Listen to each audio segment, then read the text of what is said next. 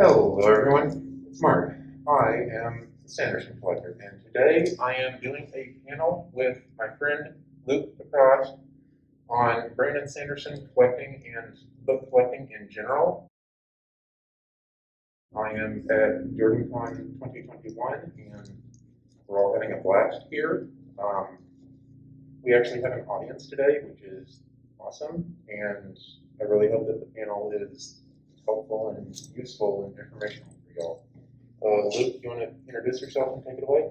Yeah, sure. So I'm Luke Prose. I've been a fan of Brandon since about like Mistborn era, like first Mistborn books, and yeah, I've definitely got into collecting very heavily and have been going crazy ever since. So hopefully we can entice you guys to doing some collecting too. We've got a bunch of information that we're going to be covering today, so it may go a little bit quickly. We're going to talk about the various types of books you can collect, how to identify printings on your books, what to look for with signatures on your books, where to buy the books, the kinds of swag that you can get in addition to the books, the prices that you should be paying for your books, how to protect and keep your books safe, how to catalog your collection, and that's about all we put into our slideshow. If y'all have questions at any time, please stop us. We are happy to go into excruciating detail on pretty much any of these topics.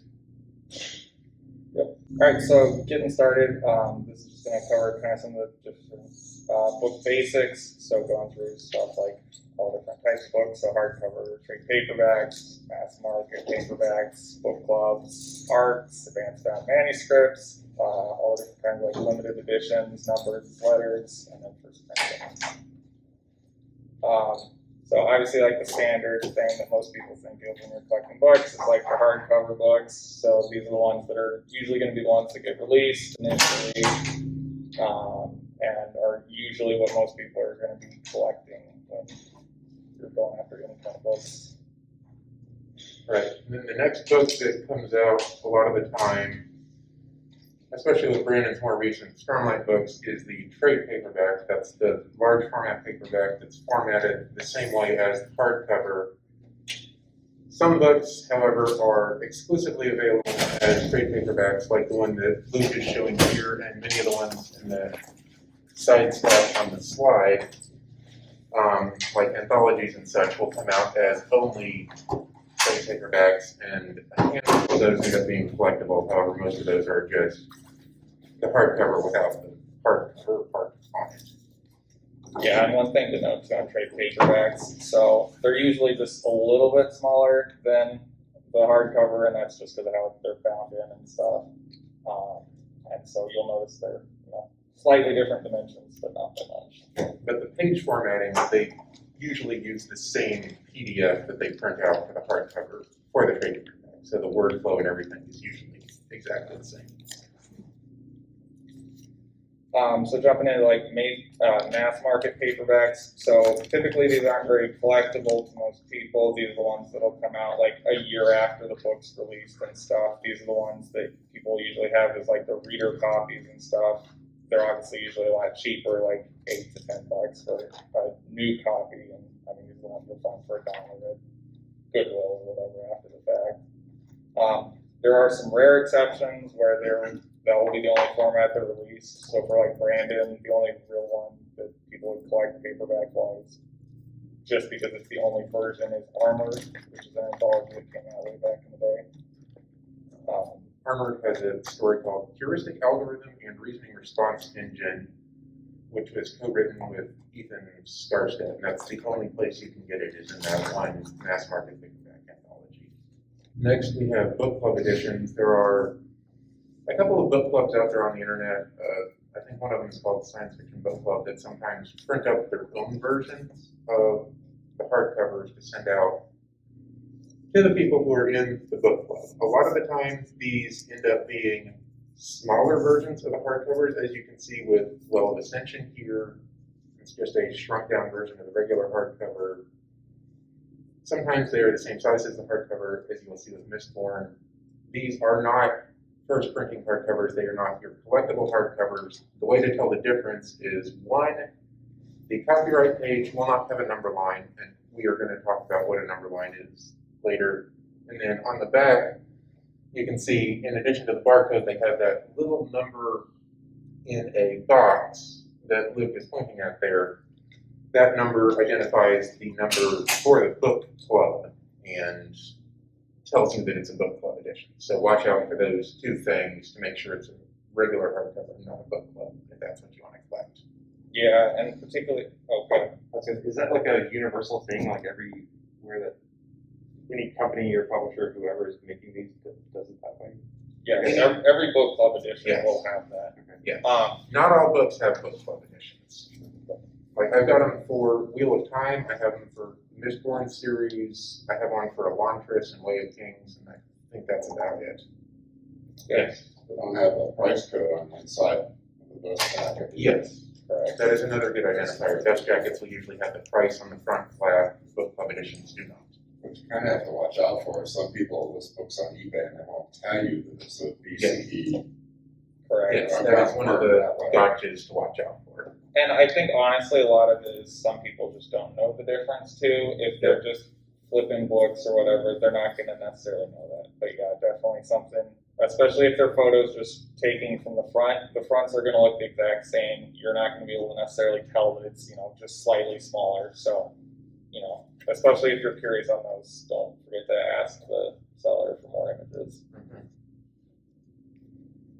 So advanced reader copies and uncorrected proofs. So these are where the prices start going crazy for collecting, and we'll cover that some more later. But these are highly sought after, and that's because they're usually only about 100 copies, roughly, of them. So like this is the Oathbringer advanced reader copy, and you can tell it looks basically like a trade paperback, except for there'll be small things, and you're not going to see that. But there's a little thing that says advanced reader copy. And then on the back, the other part, you'll notice it's different. And again, not gonna be able to see, but you guys can come up after the panel and take a look. But it'll usually have marketing information on the back and stuff. So it'll talk about their marketing campaign. It'll talk about what their intended price is and all that information on there. And usually some of the publisher's information as well. Great. That one is an advanced reader copy that was printed late in the process of producing the book, so they had the cover art and the layout and everything. Some advanced reader copies are done earlier in the process. Don't actually think there's any in the picture that Luke has, but there's a other. Do you want me to walk it around? No, not this one. Okay. We have a couple of books for show and tell, but this one's about Yeah, people can come up and look at it, but that's a no touch. Sometimes the advanced reader copies will have no art on them and they'll just be white all the way around, like the Wheel of Time ones that were in the auction did not have the cover art because they were produced earlier in the process, before the cover art was finalized usually.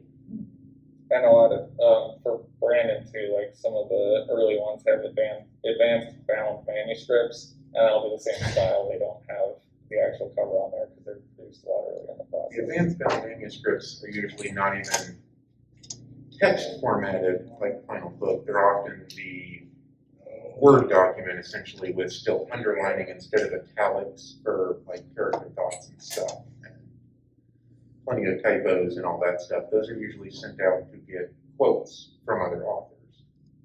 The advanced reader copies are usually sent out to bookstores and reviewers to generate hype for the book.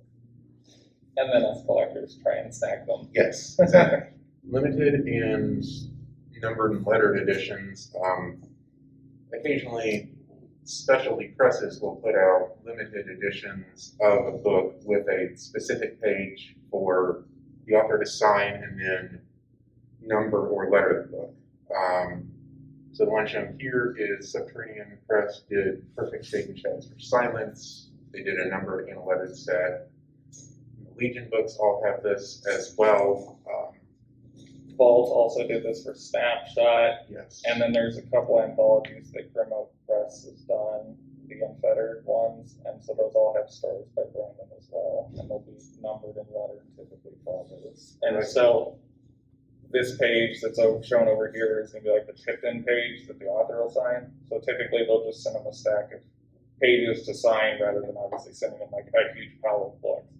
And so they'll sign these, get them numbered, and then send them back to the publisher and they'll put them in. Right. And so with the last slide we showed in this one, the advanced reader copies and the numbered lettered editions are some of the top collector items that people usually look for, even more than the hardcover sometimes, because the advanced reader copy is the first thing that is released into the world. And the limited numbered editions are like the specialty, nice, very limited editions. Yeah, they're geared towards collectors. Yes, very much so.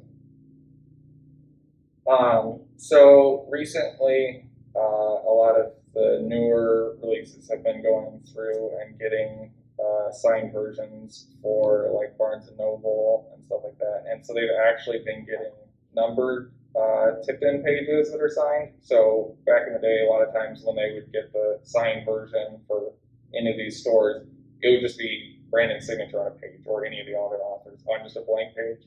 And so one of the cool things they've been doing on some of the more recent releases, like the one on the left to be Starsight, and they'll actually number it out of 3400 or whatever, or like for Skyward, I think it's 4000. And these are not lumped in with the previous category. The previous ones that we showed were specialty printed to just be that numbered edition. These are the regular hardcover of the book. So this is the regular US hardcover Starsight, and then on the other side it's the UK hardcover of Legion that they just stuck an extra page in to sell those copies. Yeah, so like this is not one with a tipped in page, but basically if it had been tipped in for this, it would literally just be right after the first page, it'd just be tipped in with the Tipped signature. in means they glue it in after the book is bound already.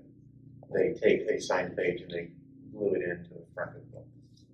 And they will be always, well, pretty much always first printings, with the one Yes. exception being White Sand. Yes, the first volume of White Sand, the publisher sold a signed limited edition where they tipped in the page, and they did it on a second printing of the book, which is ridiculous. Every other tip-in page will be a first print. So in addition to the numbered limited editions and the numbered tip-in pages, Brandon basically always numbers his books for the release party of that book. And that'll usually show up as a number written in like this. The number is not always written by Brandon himself, depending on like whether the release party was online or if he did it in person or whatever. His assistants sometimes put the number in. He always does the signing himself. Something they started doing with Rhythm of War, which I really, really hope they keep doing, is they put a really cool stamp in the book for all the numbered release party copies and put the number there. And that guarantees the authenticity of the book, because otherwise I could go get a copy of, Skyward, have Brandon sign it, and then Sharpie in the number later and try to sell it on eBay for more. So that will occasionally happen, I'm sure. The only way to guarantee not doing that with the older books was to get them at the release party. With Rhythm of War and hopefully future books, Karen, do you have any idea if he's going to keep doing that? He likes the stamp, and so, Kara does things he likes, but that's about all the knowledge I have about that. Well, I'm glad he likes them because we do too. Yes, we very much like him as a So hopefully all future books will have that authenticity, and you'll check for that when buying them later online. I'll say too, I don't think there's much forged copies of numbered, just because I don't think I don't know that it's gotten to that point in the collecting scene, but Fair just enough. be aware that that is technically a possibility. Because it does certainly increase the value considerably if it's a numbered version. Yes. Yeah, go ahead. Another question, guys. No, please. The number series on the release party books versus the tip-in page ones that you find at Barnes and Noble, are those numbers independent? Or Yes. That's a so very you're not good going to question. find a number 126 here and a number 126 Yes, there. yes. It's a very You can. good question. Oh, you can. No, these are not exclusive numbers. So Okay, the one see, for that's- Barnes and Noble is that's- 1 through 3,400, or 1 through 4,000 orders. Yeah. These are all the ones that he is numbering by hand. But you might find a number 126 Yes, so yeah. in both situations. Correct. And value-wise, the other ones are going to sell for, slightly more after the fact. Like initially you can buy the ones from Barnes & Noble for whatever cover price is. They do go up in value a bit after the fact too, but not nearly as much as the release party As ones. these, yeah, well, as Yes. it should. And one other thing to note too, if you are looking for the release party ones, you do not necessarily have to be at the release party. There's usually at least a partner seller that they will have. One of the bookstores will offer them, and they will ship to you.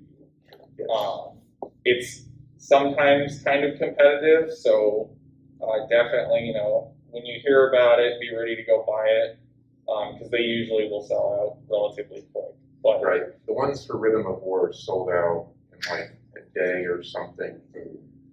Yes, that was a special case because there was no physical release party, everyone had to buy it online, but all the numbered copies, that one sold out pretty darn quickly. So, and the ones from Barnes and Noble very often have a stamp on the gold sticker on the front that says signed by author or something, Yes. so that should be, Yes, but that on is, the DJ. so that is not a, like stamped on, that is just a sticker that can be peeled off. It's No, probably, it's a tip off that that book is from yes, Barnes and Noble. that set of Yes. numbers and not that set of numbers. Oh, so, yeah, and the thing is though, is these are always on the actual page. These are not tipped in for all of these. These will actually just be the normal ones versus any of the Barnes and Noble ones or any of the other stores like that. It's gonna be a tipped in page. So there'll be one additional page in the book. Right. You should be able to You should be able to see the blue line too. Correct, and there won't be the copyright page on the back versus all these. This is like if you flipped it over, you have the copyright page on the back side. Speaking of copyright pages, I forget whose slide this is now. Go for it. Okay, so one of the main things that you will look for on trying to get the original book is the number line. You find this on the copyright page of the book. You pull up the copyright page. This is the page, like he was just saying, right behind the page that Brandon will sign. It has all the info about, here are the rights for this book. These people have copyright to the art. Brandon's company, Dragon Steel Entertainment Incorporated, has the rights to the text, and it was first printed by this publisher this date, blah, blah, blah. And at the bottom, it will have a number line, which will look like one of the pictures we've shown here. The most common one is the one on the left, where it just counts down the numbers.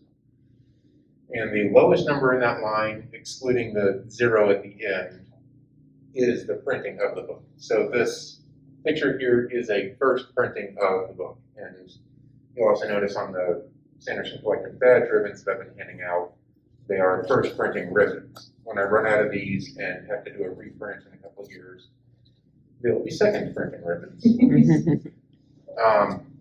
And what second printing would mean in this case is the number 1 would go away. So this would vanish and it would be 0987654332.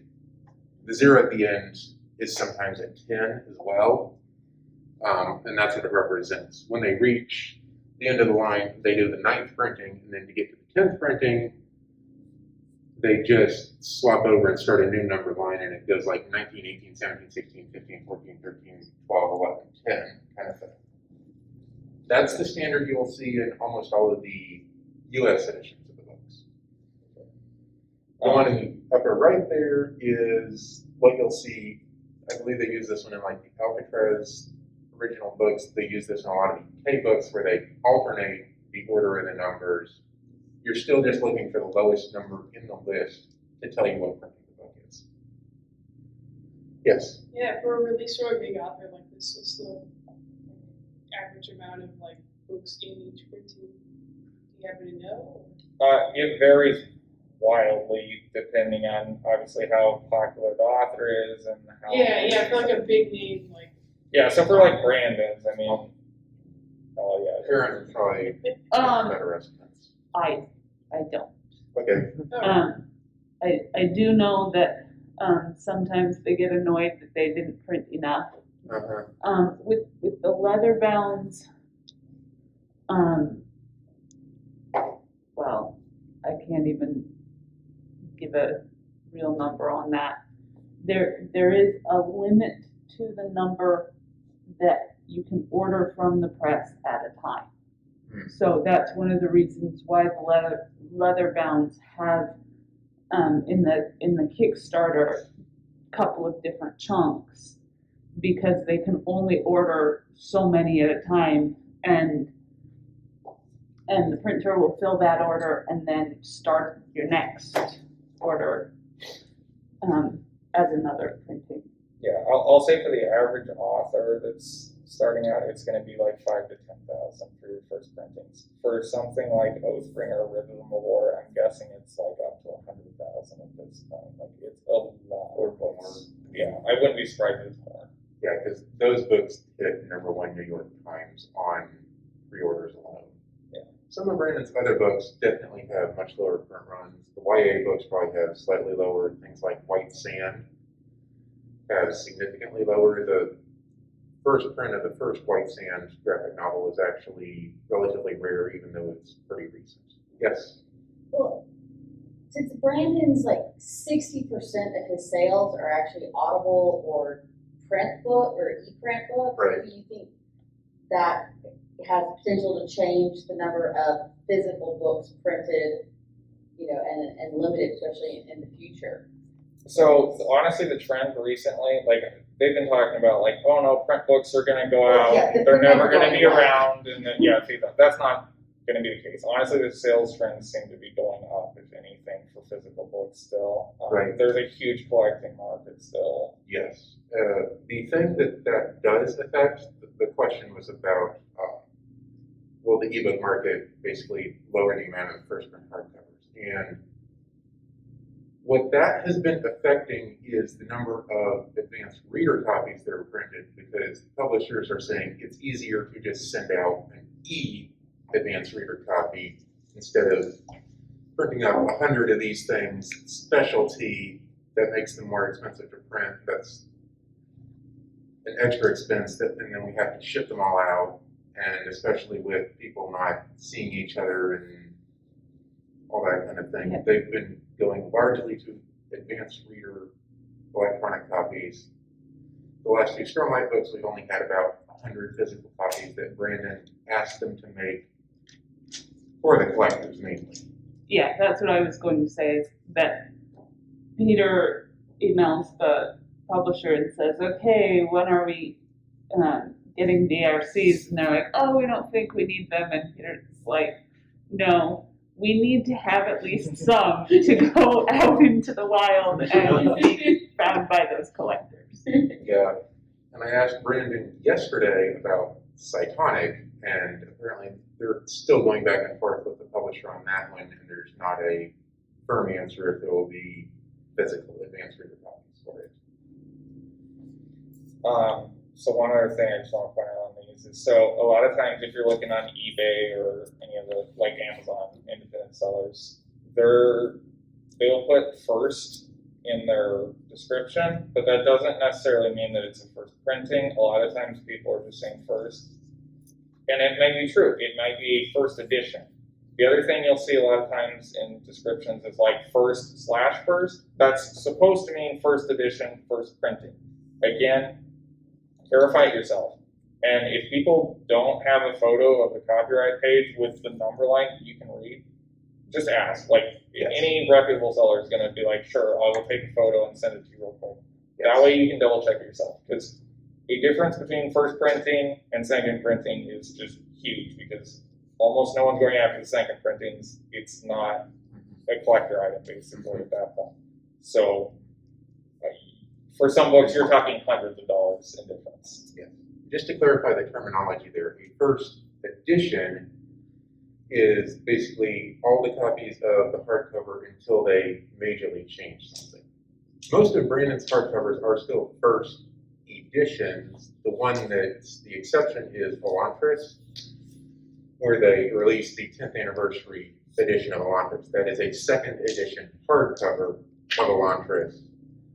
But later printings are still a first edition, they're just not the first print run of the book. Yeah, so even Words of Radiance, where you made what Elise does here, read the theory and all that stuff, that's a substantial change. Yes, you would think, but that's not because right? Or it's still they have not changed that in the hardcover. Oh, the print still goes. The ending of Words of Radiance, where he made some significant changes. The latest hardcover of Words of Radiance I got, they did not change that. What they will do, also, another way to tell editions is they will reset the printing line. So for the new Elantris hardcover, they had a second edition first printed. For Words of Radiance, it's now up to like the 16th printing or the 12th printing, I forget exactly what I got, of the first edition. Yeah, and typically books will have something that will state first edition or second edition, like you can see it on both those. And so it's not something you usually need to be too concerned about, but for certain books, I mean, it doesn't hurt to double check. Yeah. What about situations like The Wheel of Time, where Eye of the World originally came out as a paper book, but then, you know, they did the first edition hardback book? How does that get listed, handled? That one's kind of a special case. For those who don't know what Deana is referring to, when Eye of the World came out, they initially did a simultaneous release of hardcover and trade paperback, and then they realized the book was so popular they should have made more hardcovers. They only initially made like 1,500 of them. So what they did is they took a stack of the trade paperbacks and rebound them as hardcovers. And because they were first printing of the trade paperback, they are considered first printing hardcovers. That's where you get into something really tricky called the state of a book. For Eye of the World, there's a first state and a second state of the hardcover. You have to look at the binding to see if it's a trade paperback binding where all the pages are just glued in straight and like cut off, or if it's hardcover binding where you have the little, they're called signatures, they're groups of 16 pages that are printed and glued in together and have a little bump at the spine. That is a very special case. Both of those are still considered first printing Eye of the World hardcovers and are highly collectible. First state bumps that up by a little bit, but it's not a huge difference because they all came out at basically the same time, and because they're so limited. Another thing that you'll see in books that a lot of sellers may not list and that gets overlooked a bit are remainder marks. And so this is something where basically when the publisher's sending out these books to the bookstores to sell, they're saying, you can order these books, and if you have some that do not sell, you can return them to us and we'll give you credit. Or sometimes we'll keep them and mark them down. It's usually too expensive to ship the books back to the publishing warehouse. So they just say, mark the books as unsold, we don't charge you for them. Publishing is really weird like that. I don't fully understand the industry. They're the only one who doesn't have to pay for the goods they're getting up front kind of thing. So those books are marked as essentially unsold, and sometimes they'll be just shipped off to a used bookstore or put on the bargain bin shelf at the bookstore or whatever. And the way they're marked, this is your slide. No, that's fine. They just typically get a Sharpie, and they will either do a dot is the most standard thing on the bottom. Sometimes we'll do a line on it. And it can be the top or the bottom of the binding, so I mean, it'll be either just right here or right there. That's another one where not the sellers aren't necessarily going to look for that, so that's something that if there's not photos that show that clearly, be sure to ask for either a photo, or sometimes you can just put like a question of just like, hey, is there any dots on the top or bottom of the binding? Again, that is something that devalues the book fairly significantly. Yeah. And you will see that on, quite a few editions. Like, I mean, that's the Mistborn, the first printing of the Final Empire. That book would be normally worth a couple $100 with the remainder mark. I mean, the bid probably cuts it in half. Rhythmatist is one that you will see a lot of this on. That's one I think the publisher kind of overprinted to the demand because it was Brandon's first YA book and wasn't marketed super great. So Definitely something to be Well, aware of. here's my question, why does that devalue the book? Because it's still the same book, except for that stupid dot. You have to be careful of people that might sand that off, there's a way to, Well, but why does it devalue? that's actually something that some collectors will do, is they will get these copies and then they will clean them up and refurbish them essentially. It devalues the book because it's a defacement, a stain on what you see when you're holding the book. There is a way to remove that. Yes, and Correct, but you are technically losing a bit of depth in your book. I agree most people wouldn't be able to catch that, but And like, I personally wouldn't care because it would still look very nice on the shelf, but it's a lot of work to do that. We do have a couple people in our collector community who take books and try to fix them up and make them be a nicer condition. Yeah, sure. So But this is essentially the same as like having a nice dent in the side of the book or something from a viewer's perspective.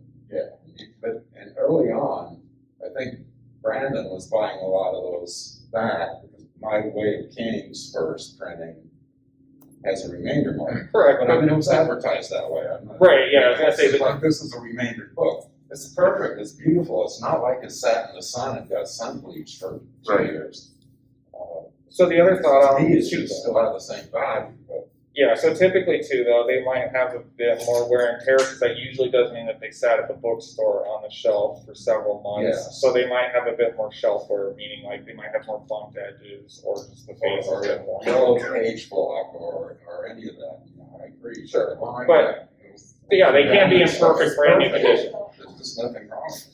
Yes. So y'all are saying when I accidentally mark the edge of my book with a black Sharpie that I devalue my book? Yes. Significantly. Not even just the end. If you mark your book anywhere, you are significantly devaluing it. But the one exception to marking your book in Sharpie is if it is an author or artist's signature on there. That is about the only time Yes, you should have any Sharpie on your books. yes. There are a couple ways to get Brandon's signature. You can go get them from him in person or buy them from the Brandon store online. Those will come signed, or buy them from police parties. But some people will just say, I already have the book and I can't get to an event, I want a signature on it, and they'll take what's called a book plate, which is essentially a sticker that's about yay big that is signed by the author. Because Brandon is alive and so prolific at signing things, book plate editions are not worth anything more than the regular book would normally. And the book plates themselves are usually very cheap. Brandon sells like a pack of 5 for $5 on his website. Do not get scammed by someone on eBay saying, this is a signed edition. It's a signed book plate edition, which is worth nowhere near as much as an actual signature on the page of the book.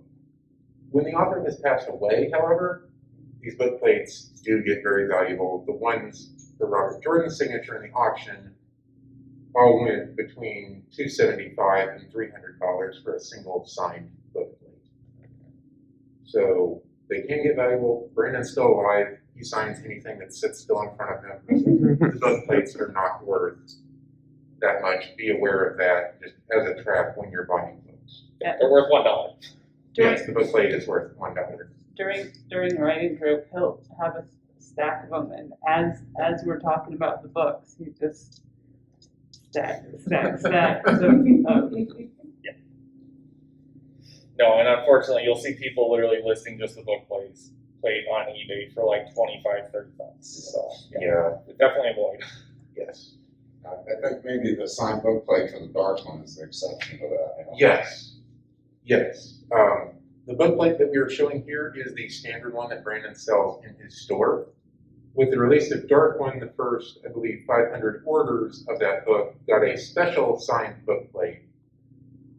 Brandon did not sign the regular copies of Dark One, which, for those who don't know, is a graphic novel that came out last year. Because the pages are so glossy, and he would have to sign them and then leave them sitting open on the table for like 10 minutes for the marker to dry. So he just didn't want to deal with doing that. So he did a set of signed book plates. They are Darkwing specific book plates, and those, and the versions of Darkwing with those in them, are worth more because they're the special limited ones. That is a very good point, thank you. Brandon's signature has evolved over time. The one we're used to seeing today is the one second from the bottom in this picture that's just a if you've seen Brandon sign, you know he goes insanely fast when doing this. He has developed his signature to be all arm movement so that his wrist doesn't tire out and get carpal tunnel.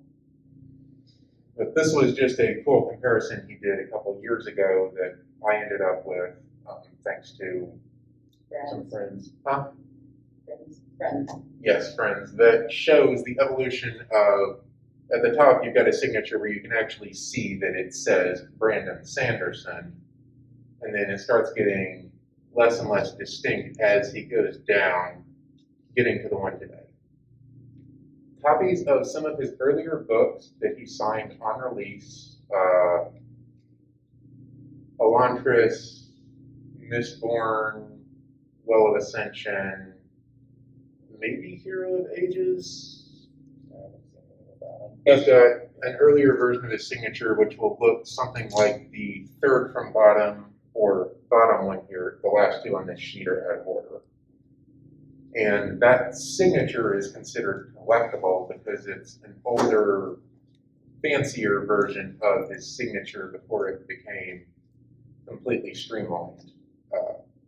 But the streamlined one is the one that you see second from bottom. It's the one we've shown on all the other signature pages that we've done or had slides for so far, and that is the signature to look for. If you're wondering about an earlier book with a signature that looks different, you can always come ask us on our collecting spaces. Curiosity that does exist.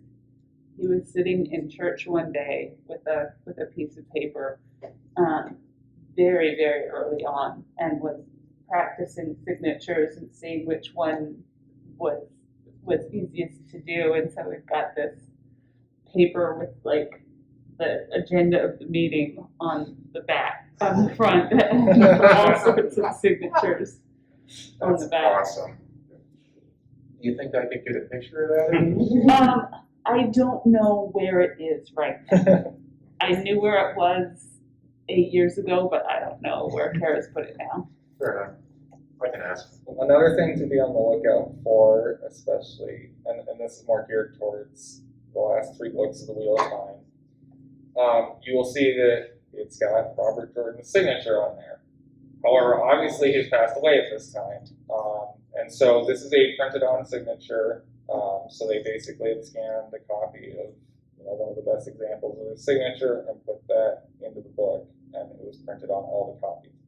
Unfortunately, you'll see a lot of people list that on eBay or other sites as well, trying to say this is a signed copy of Towers of Midnight or Gathering Storm, and it is not. Like, that has no value added because every single book has that, and it's not like Robert, rose from the dead to go sign these books. So definitely something to be on the lookout for all this. The problem is when you're looking for a signed copy, it maybe is with Robert, or it might actually have Brandon's, and then yes, you could say that is a signed copy now. Yes. So the story behind this is when the books were starting to, like Brandon was writing books, he said, I do not feel comfortable signing these books if they do not have Robert Jordan's signature in them. And so the publisher went and made sure to put this in. It is in every single edition I've ever seen, US, UK, the random, Hungarian editions. They all have this in there because that was one of Brandon's conditions for doing the book and being able to sign them. There are no legitimate copies of these books signed by Robert Jordan. Unless you have a book plate from Yes, Robert you Jordan. can put a book plate in them, but the signature on that page is not Robert Jordan. It is his signature, he did not do it. Those two are distinctly different. Yes, they Yes. are. Yep. They pulled them from different sources. I'm believing for Gathering Storm, they just grabbed what they had on hand it was probably kind of a sort of last minute thing. For Towers of Midnight, they had more time to prepare and find a different example. Or maybe they just said, oh, hey, we need an example of Towers of Midnight and grab something different. I don't know the full story there. What's an auto pen? Is that auto pen? No, Because I can see maybe scanning it in is obviously the way to go. Brandon's thing recently, yes, that is that's an auto pen. something to, On YouTube, it's a matter of, it's a pen connected to a computer. And that the is writer another thing writes a to, pen, and then the computer repeats it a million times. that is another thing to note. Up until this past year, we could say with absolute certainty, if Brandon signed something, he did that himself, holding the pen in his hand. He does not have a stamp for a signature. He does not have other people in his warehouse just mass producing his signature. That would be hilarious, but he doesn't. Yeah, have Kara tell all their minions they need to learn Brandon's signature. Recently, as of, heck, even a couple of weeks ago, he did a signing for some people in Spain where he had this really cool device that we, in the fandom, we've just been calling a span read signature, where he has a pen that he signs the book with, and then, and like, he'll write in a note and everything in the book, personalize it, and then over in Spain, there's a computer holding a pen that copies those exact motions for that one book. As far as I know, it's still a one-to-one. So he signs one book, the computer does one signature, but those do exist now. Yeah. The auto pen things. So typically when you're hearing an auto pen, it's not quite that, because this is actually exactly his motions. This is like what a doctor would be doing that's remotely controlling things. An auto pen is more like, back in the day, like some of the presidents even had this, where it is, the machine learns that exact signature movement, and it can do that and just mass repeat that. For Brandon's, at least, it's not like it's just saved his signature specifically. They're just putting book in, and then it signs that. So it's fair to assume we're not gonna, well, up to this point anyway, we don't see that in US. Yeah, there's no auto sign versions that you're gonna find. Right, I mean, because With Brandon. yeah, the letter bounce, you know. Yes, he does all those. He's signing all those sheets. Yes. Yeah.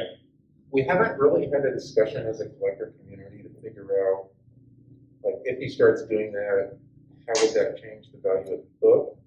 But as of now, that's not really an issue. Any US edition you get that's signed will be Brandon had the pen in hand. Did it. Whether the page was in the book at that point, don't know. Tipped in pages exist, but he signed that physical piece of paper. I'm kind of curious, I guess. Yes. If he starts doing more of those, I'm curious what you guys will, I don't know what the attitude will be towards. I think the thing is, how are you going to tell the difference? Unless the computer's doing a bad job, I don't think that you would be able to tell any difference. If that pen's if the computer's holding the same style chart, who's going to tell the difference? I don't think there would be. As long as he doesn't teach the machine to make his signature and then let it do it over and over, as long as he does one signature, the machine does that same signature. He does one signature, the machine does. What's the difference between a machine or one of the branding clubs? I feel like it wouldn't change much. Yes. What do you think might be the reaction if they essentially develop a stamp that says span read signed and then his signature? That maybe would change the value, but I doubt people are going to go to that effort. But you never know. That would be interesting. Honestly, depending on how many of those he did, that could become its own collectible curiosity type thing. Yeah, if it was Yeah. limited. I could Yes, see if that. it was limited, it would probably become a curiosity. If it was mass produced, it would definitely be valued. You're gonna get Mark heartburn because we gotta go out and buy another 500 copies. You know about the collectible editions, you understand how to identify printings and editions, you know what you want to get, and now you need to figure out where to go and get it. If you're getting a new book that's just out, you can get it from most any bookstore. They will have the first print hardcover. You can order it from usually Weller Bookworks or the BYU bookstore in Utah that Brandon signs at for his release parties. But if it's later on, you want earlier books, you know, Barnes & Noble is not going to have a first printing Way of Kings sitting on the shelf. So for those, you're going to have to go, you might occasionally get lucky at a place like Half Price Books, but you're mostly going to have to go online and hunt. eBay is probably the top market for this. And if you don't see something immediately, that's normal. Set up some saved searches, keep monitoring for the book, ask for seller images to clarify that it's what you want in good condition with, you know, no remainder marks. The price hasn't been clipped out of the front, all that stuff. Abe Books is another really good one for not just the US editions, but also UK editions and so on. They're also really good about seller images, and those are not auctions, those are all buy it now books. Book Depository is your best place for non-English and actually non-US Brandon books. They carry a significant number of translated editions, almost all the UK editions, and they will ship for free, usually at around the cover price of the book. That's where I get most of my UK editions and a decent number of translated editions as well. Another place you can think of looking is, if you're traveling, use bookstores in places you've not been to. Yes. I have gotten really lucky. Recently in Colorado, I ran across a Brent Weeks first edition copy of his first book. I snatched that up for $5. Beautiful condition. And I've run across various ARCs for different authors too when I've on my travels, and I snatched those up for very reasonable prices. So, but at the same time, they can also be really beat up because you don't know who's had it before you. Yes. I've actually found an advanced reader copy of another author's book that I bought by accident at Half Price Books. I was just like, hey, you want to read this book? I'll grab this copy from the shelf. It's only like $3. I got home, I looked at it, it's like, oh, this is a good condition advanced reader copy. It does happen. If you go to a used bookstore, be on the lookout for those things. I have, like in Austin, I found like 4 first printing hardcovers of The Hero of Ages for like 10 or $15, and those are usually worth $50 online. So I bought them up and traded them to other collectors. And Amazon is where you'll get the bulk buying of books, the cheapest prices, but a lot of those are big bookstores that are just, you know, we have 20 copies of this sitting in our warehouse used. No guarantee what you'll get. You can always try to message the seller there and ask. Some of them will blow you off or ignore you. Some of them will get back to you. But you have to put in a lot more effort because they almost never have seller images. And I will also caution too, a lot of the bigger sellers are not going to package your book like you would hope, like Yes. a collector would. So they will throw it in like a little plastic mailer, not even bubble sometimes. It gets shipped to you, and you know that's very variable on how rough the postal service is going to be with that. So it's a lot better typically to buy from eBay or books because typically they package a lot better. Usually individual sellers. It's pretty easy to identify who's a big box store versus who's a collector on eBay. Yeah, sure. You look at the ratings. If they've got 100,000 ratings, they're not an individual person. Yes, individual sellers will usually have like 100, 200 ratings, hopefully all like 5-star ratings. Stores like World of Books and stuff like that will have hundreds of thousands of ratings. And I would recommend personally stick away, like try and keep away from that. If you're really desperate and you're like, well, maybe I'll get that diamond. Maybe you will, but probably not. Yep. So yeah, talking through some additional Sanderson collectors stuff. Yep. So there's a lot of promotional stuff that'll come out, swag. There's also obviously just tons of merch out there, games, artwork, and lots of other collectibles. So jumping in with the first one.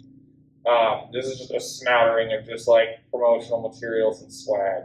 A lot of these will be at like, release parties will have stuff. The store will usually include like a sticker with every order you get. Sometimes with different, publishers, they might send out some promotional material. It's yeah, like Kickstarter's got stuff. It's very variable on what you will get. It's hard to get these after the fact because there's not a lot of this available on like eBay, and you're not really going to find anywhere besides there. So it's definitely easier to catch initially. And then also prices on things vary a decent amount. If someone knows what it's worth and they're selling it, it will start getting expensive. Sometimes you can look out on eBay and someone's like, oh, here's this button or sticker or whatever, and we'll just list it for like 10 or 15 bucks. There's one guy down in Australia who has basically all the swag. He's awesome. He's the one who designed my bookmarks for me as well. Most of us other collectors mainly go for the books and grab the swag when we can. Like with the Kickstarter, we grab a bunch of that, and if it's a release event, we'll grab that. But we won't go super out of the way to buy the other stuff that the publisher puts out. And so I'll say one difference on this slide and the next one. So promotional stuff and swags, in theory, you're getting it for free, or it's coming with something that you're buying, versus merch, which you would actually be going out and paying for. Yes. So There wasn't an actual picture of the actual metal that's in the last page. I'm like, you got those for free? But that's just the card. Yeah, I guess. Okay. All right. That makes more sense. Yeah, this is all stuff that they will sell on the Brandon Sanderson store, except for that box. So even just like a promotional ticket, like, hey, here's an advertisement from everything. That's a collectible. Yes. Yes. Now, I didn't sell to someone advertising that. Correct. Yeah, Yep. I got my ticket for Brandon's signing here. I got him to sign that. That's one of my pieces of swag. Yeah. Yes. Thank you. We acknowledge that. Yes. No, but yeah, that's just a little like postcard. Honestly, a lot of these are literally just straight up advertisements and stuff. Yeah. But yes, those are definitely collectible. One thing that's really cool that's hard to get is the big posters they'll put up at a bookstore for the event. You basically have to go and ask the bookstore if you can have those, and it's like one per event. But if you can get them there, it'll be cool. Did you have something to say? Nope, I said I have one of those. Oh, nice. So like firefight. Yeah, Alloy Law. sweet. Yeah. So one thing to note on the merch too. So obviously, like your main place for all that is going to be Brandon's store. They've got lots of merch that they're rotating through. They will also have licensed sellers for a decent amount of stuff. So like Formed Forge is here. Forged Foam. Oh, there you go. Yeah. Forged Foam is doing the shark blades. There's a company called Inked Gaming that does a bunch of Michael Whelan playmats and magnets and stuff. There was a licensed set of tarot cards earlier this year. Stuff like that. Someone made a display for coins from the Kickstarter that was licensed, and it was really awesome. There's also been several different board games that have come out over the years. So you've got Nabu Games, which has done The Reckoners, and they're also working on a sequel game for that. Crafty has taken on the Mistborn ones with House Horror and then their sequel. And then Brotherwise has also taken the Stormlight Archives and included that into their Culter Adventure. And so those are, starting to get decently collectible. Like with the Mistborn House Horror, they had a 2500 limited edition version that you could get to. Gotta say, I did a lot of work on the Brotherwise Call to Adventure, and it's got like a couple hundred cards, each one with its own piece of original art. And they're gorgeous. They are. In addition to the House War games, Crafty has put out a series of role-playing games books. The one in the middle there is the hardcover of the original role-playing game. That one is a collectible because they did a limited print run of that, and now they only do it in paperback. The rest of those are all available on the Crafty Games website to just buy. They're not super collectible. And then artwork and posters and stuff, obviously, Brandon's store has a decent amount of the artwork up there. Another place that you can go though is a lot of the artists' websites themselves will also have prints. Sometimes they will be limited prints, other times it's just, unlimited run. But those are, modestly collectible, and especially if you have signed for the artist and Brandon. And they look awesome around your house. Indeed.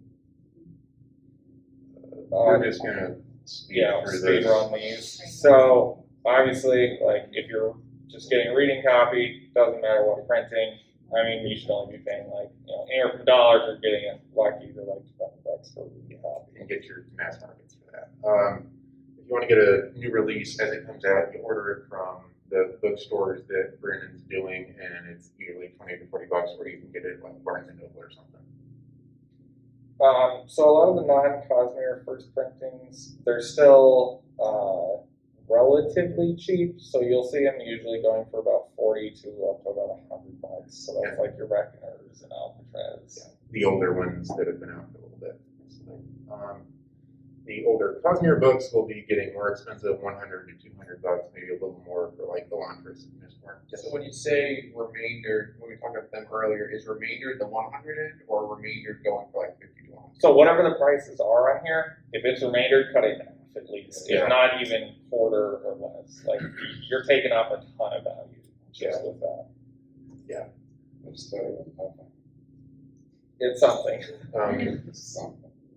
So again, we talked about some of the limited runs that you'll see, and so those typically run on the low end for like maybe one of the Legion books, $100 to $300 for some of the more rare ones like Emperor's Soul. Great. The leather bounds, which are not in stock in the store at the moment, will go for, in the store they go for $100, $200 for Way of Kings, up, and online you'll see them go for $800, $1,000. Do not pay that price if all you want is the leather bound to collect. They will be back in stock in the store for $100 by this holiday season. If you want the first printing, yes, you're gonna have to pay $500, $1,000 online. The 1,500 numbers on here because I've seen numbered editions of Way of Kings leather bound after that. Didn't they have some in the store here? Not I saw those. Oh, boxes. A couple of regular leather bounds in the store here, yes, but the store is closed now. Yeah, now. I don't know, Yeah. with the Way of Kings Kickstarter, there's the 2020 group and the 2021 group. They're all first printings. They're all first printing? Yes, they said that specifically when they had to do more, they were going to make sure that everyone got the exact same book. Okay. Arcs are gonna value or have a wide range of value. Your cheapest one's gonna be like Steelheart, just because that was produced a lot heavier for their marketing team. You can maybe pick those up for about $100 these days. A lot of the other ones, especially since COVID hit, have just exploded in price. And you will see a lot of those going for $750 to $1,000.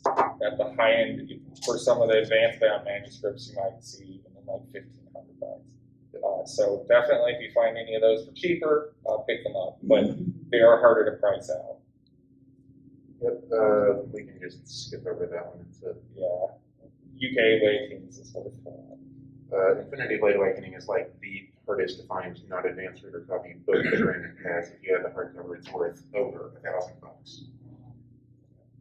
$1,000. So I'm gonna speed run. We're probably gonna go a couple minutes over. Hopefully that's okay because there's a 30-minute gap. So obviously, if you're collecting books, you want to protect them. Easiest way is to get like a glass covered bookcase. So you'll see like barrister bookcases, which is what's on the left, or and those are typically fairly expensive, but they look really nice. If you want a cheaper version, IKEA has these on the right. They kind of just open like cabinets. They're the Billy bookcases with the Oxford doors on them. They still look amazing. Yeah, they This still is look. what both of They us will think. look great. Yeah. 'Cause I have some I've had loaded down for like 10 years, 12 years now, and they're still in excellent condition. Yeah. Yeah, Amazing. they hold up and they're only Alright. about $350. So we are at time for the panel. If you want to go ahead and leave, go for it. Thank you for coming. We have a couple more slides to go through here if Deana doesn't physically eject us from the room. Yeah, I would say like Locked out. we're So safe. you wanna plug the Yeah, we have, Facebook and, Yes, Discord. that's our last slide.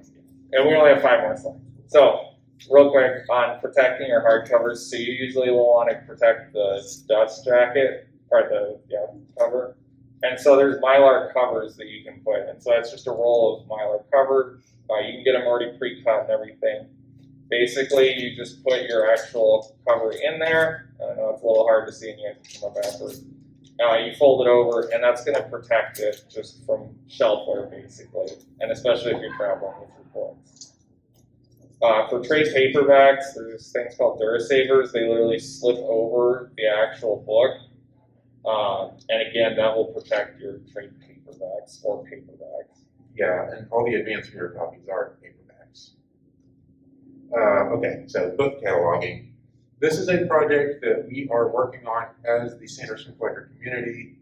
Luke and I put together a lot of the initial data for this catalog, and a friend of ours named Jimmy, who lives in Texas, has put together a website where you can go and catalog your collection of Brandon Sanderson books. It will allow you to look at the books, see what the different printings look like. We have pictures of cover, spine, back cover, cover flap, copyright page, and so on. Still working on getting all the pictures uploaded, but we will have those. We'll tell you, here's the cover price of the book, here's the ISBN, all this stuff, and you can say, I own this book, and put it in your personal collection database, what condition it's in. You can say, like, I think this is worth such and such, I have this book numbered and signed by Brandon, the number is such and such, and keep all that information in one place to know exactly what you have. We'll also have features for, hey, I have this book, I want to sell it, there's a page that'll list those of, oh, I don't have this book, I'm going to wish list it, and there's a page where people can see other people are looking for these books. We also have links out to various sites that sell books, like the ones we listed before, Paved Books, eBay, and so on. So you can say, hey, I need a copy of Armor. Okay, cool, here's an eBay link or an Amazon link to go get it. And then lastly, if you do have more questions at this point, please feel free to reach out to us with some of the plugs. So we have a collecting Discord, which should be on any of the bookmarks that Mark is passing out. Yes. Both of us are in there. We also have a Facebook collecting group. If you just search Brandon Sanderson Collecting, I think we're literally the first thing that comes up. I will say that's not quite as active as the Discord. If you want more of the bookmarks, I believe Deana is currently holding my stack. I have plenty of them. Feel free to grab them. Yeah, and then Mark's also got his own YouTube channel. Yes, I have a YouTube channel and an Instagram. I do weekly videos on YouTube about Brandon Sanderson Collecting. Next week might not be super interesting because I'm probably going to be uploading this video and y'all have already been here for it. My Instagram, I try to put every couple days a picture of an edition and show all the cool bits of it. Yeah, thank you all for coming out. That's going to be everything for our panel today. I hope you all have enjoyed. Like I said, come up and you can ask us questions and stuff later. If you're watching this on YouTube, you can leave us comments and ask later. And I'll see you all next time. Till then, happy collecting.